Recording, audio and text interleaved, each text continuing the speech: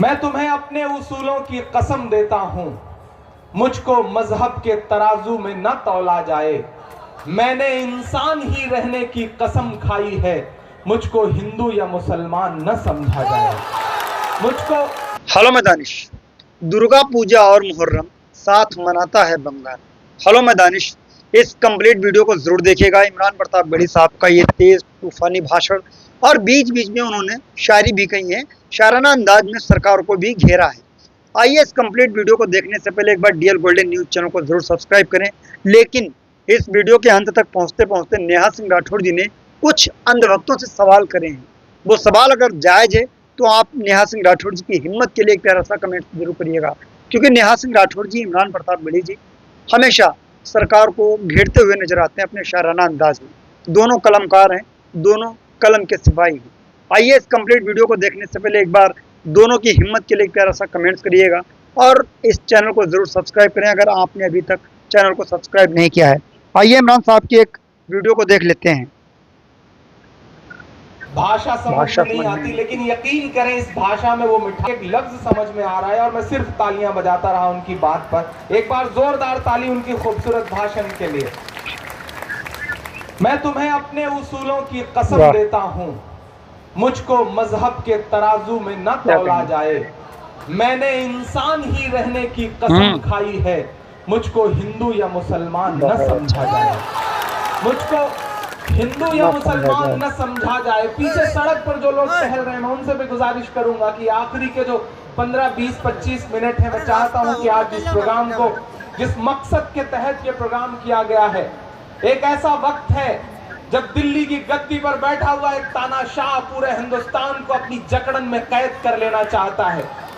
ऐसे वक्त में पूरे हिंदुस्तान में सिर्फ एक सूबा है जहां की मुख्यमंत्री उससे आंख मिला के कहती है कि तुम्हारी कोई भी हरकत बंगाल में नहीं चलने पाएगी। ये जलवा और ये ताकत और ये गैरत अगर कहीं मौजूद है तो वो सिर्फ और सिर्फ बंगाल में है। इसलिए उत्तर प्रदेश से एक हारा हुआ सिपाही, मैं यही कह सकता हूं कि उत्तर प्रदेश हार करके चंद दिनों पहले, वो किस वजह से हारे वो कारण गिनाने लग जाएं तो वो अलग अलग बात है। मैं बंगाल में खड़ा हूं, मैं 4 मिसरे पढ़ता हूं, मैं शायर हूं। मैं कोशिश करूंगा कि आपको भाषण कम सुनाऊं और थोड़ी थोड़ी शायरी भी बीच में सुनाता रहूं। बस थोड़ी सी आप सबकी शिरकत होनी चाहिए। मैं 4 पंक्तियां पढ़ता हूं कि अपने अशकों से अपना रुमाल बचाए रखिएगा। थोड़ी सी आवाज बढ़ा दे। अपने अशकों से अपना रुमाल बचाए रखिएगा।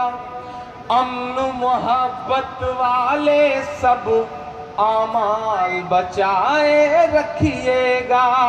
अमन मोहब्बत वाले सब आमाल बचाए रखिएगा। हम यूपी को बचा नहीं पाए हैं उनके चंगुल से। अगला मिसरा सच लगे तो आपकी तालियों का शोर पूरे हिंदुस्तान में जाना चाहिए। मैं पढ़ता हूं साहब कि अमन मोहब्बत वाले सब आमाल बचाए रखिएगा। हम यूपी को बचा नहीं पाए हैं उनके चंगुल से। आप दरिंदों से बंगाल बचाए रखिएगा। आप दरिंदों से अपना बंगाल बचाए रखिएगा। बहुत निशाने पर हैं आप लोग। बड़ी कोशिशें हो रही हैं आपके सूबे को सुलगाने की। कुछ टीवी चैनलों को तो बाकायदा सुपारी दे दी गई है बंगाल के नाम की। बंगाल में कहीं कुछ हो जाए, एक छोटी सी आपस में 2 भाइयों के बीच में झगड़ा भी हो जाए तो टीवी चैनलों पे आग की लपटें दिखाते हुए बताया जाता है कि जल रहा है बंगाल, सुलग रहा है बंगाल। दरअसल बंगाल नहीं सुलग रहा है, वो एंकर, न्यूज एंकर साहब जिस कुर्सी पे बैठे हैं उसमें नीचे आग लगी है, वो सुलग रही है और वो टीवी चैनलों पर नजर आता है।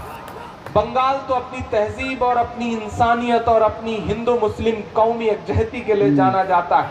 पिछले दिनों इम्तिहान था आपके सूबे का, जब एक दिन में मूर्तियों का विसर्जन भी होना था और मुहर्रम का जुलूस भी निकलना था। इम्तिहान था आपके सूबे का, लेकिन सलाम है कि 100 नंबर के इस इम्तिहान में बंगाल 1000 नंबर से बहुत पास हुआ। अच्छा भाई, बहुत बढ़िया। ये पूरे हिंदुस्तान में कहीं और नहीं हो सकता, इसलिए मैं सलाम करता हूं बंगाल को कि चाहत वाले सारे मौसम साथ मनाता है बंगाल। सत्तार साहब ये कोशिश करें, मुझे आज इस प्रोग्राम में आके और इसलिए खुशी हो रही है कि मुशायरे में लोग बुलाते हैं, शायरी सुनने के लिए बुलाते हैं, एंटरटेनमेंट के लिए बुलाते हैं, मनोरंजन के लिए बुलाते हैं, लेकिन सत्तार भाई ने कोशिश करी और पिछले 3-4 महीने से दादा लगातार मेरे कांटेक्ट में रहे और कोशिश करते रहे कि किस तरह से दोनों मजहबों को एकजुट करके एक प्रोग्राम में कर सकूं। मुझे लगता है कि एक बार सत्तार साहब के लिए सारे लोगों की जोरदार ताली बजनी चाहिए, उनकी कोशिश बिल्कुल कि चाहत वाले सारे मौसम साथ मनाता है बंगाल, चाहे खुशियां हो या मातम साथ मनाता है बंगाल। नफरत वालों कर देखो अपनी आंखों से, नफरत वालों कर देखो अपनी आंखों से, दुर्गा पूजा और मुहर्रम साथ मनाता है बंगाल। दुर्गा पूजा और मुहर्रम साथ मनाता है बंगाल। क्या कहने भाई। जनाब शिशिर अधिकारी साहब, सोमेंदु अधिकारी साहब, दिवेंदु अधिकारी साहब, आप यकीन करें कि मैं तो सिर्फ यह सुना करता था कि उत्तर प्रदेश में जो हमारे मुलायम सिंह जी का परिवार है उनका पुनबा बहुत बड़ा है, कोई सांसद है, कोई विधायक है, कोई कुछ है, लेकिन आज जब मैं शिशिर अधिकारी जी के पास बैठा था और परिचय हो रहा था, तारुफ हो रहा था, तो मुझे इतनी खुशी हुई कि यहाँ पर सांसद भी, पूर्व केंद्रीय मंत्री भी, नगर पालिका के सर्वे सर्वा भी इतने सलीके और इतनी सादगी से आके बैठ जाते हैं कि पता ही नहीं चलता कि कोई नेता आया।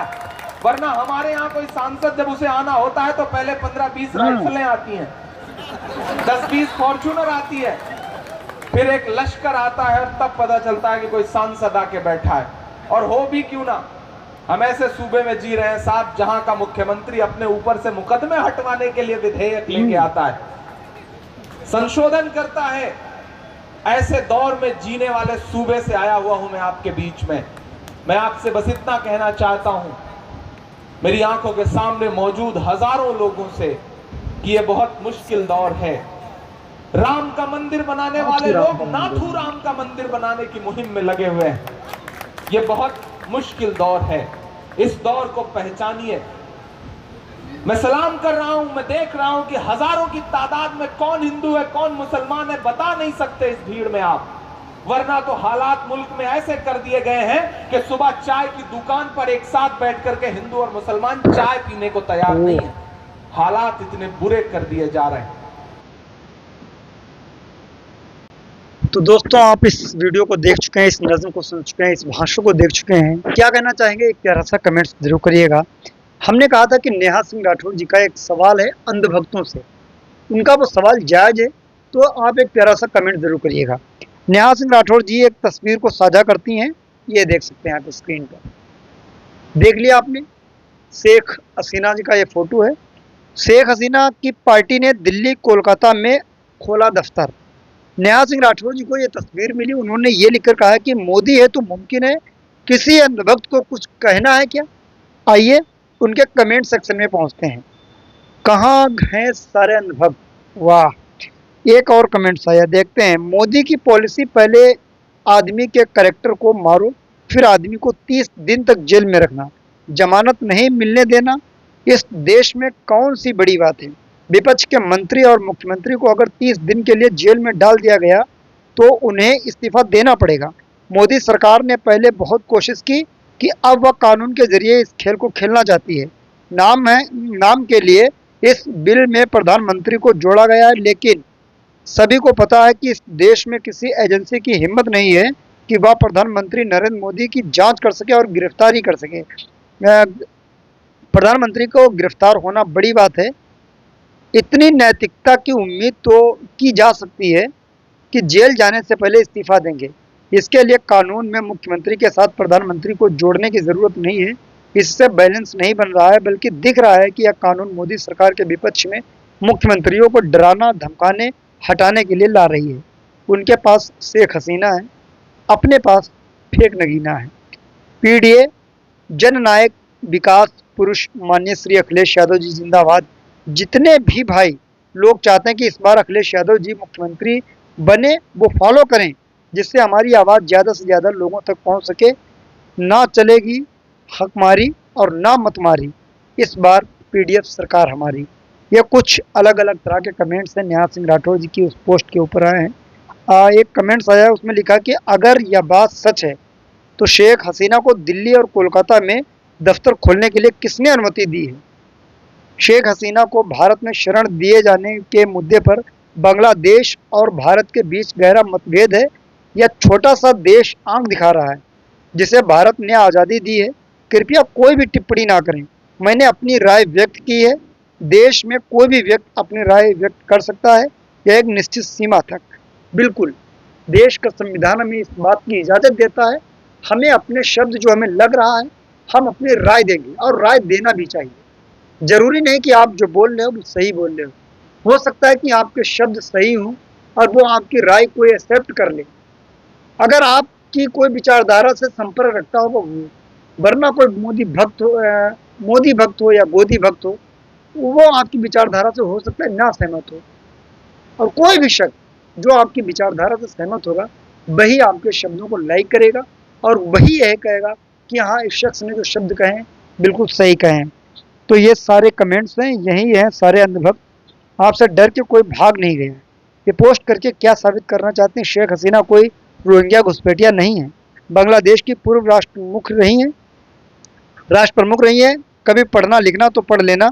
पॉलिटिकल सोल्यूम यानी राजनीतिक शरण क्या होता है? खैर, एक बहुत लंबा चौड़ा कमेंट्स है। तो आप इस वीडियो को देखने के बाद क्या कुछ कहना चाहेंगे, कमेंट्स करके जरूर बताएं। हम इसी तरीके के वीडियोस अपने डीएल गोल्डन न्यूज चैनल पर लेकर हाजिर होते रहते हैं। आप सभी लोग वीडियोस को देखते हैं, लाइक करते हैं, प्यारा सा कमेंट्स करते हैं। मेरे डीएल गोल्डन न्यूज चैनल को आप जरूर सब्सक्राइब करें। मिलते हैं किसी और वीडियो के साथ। दुआ में रखना। जय हिंद, अल्लाह हाफिज़, अस्सलाम वालेकुम।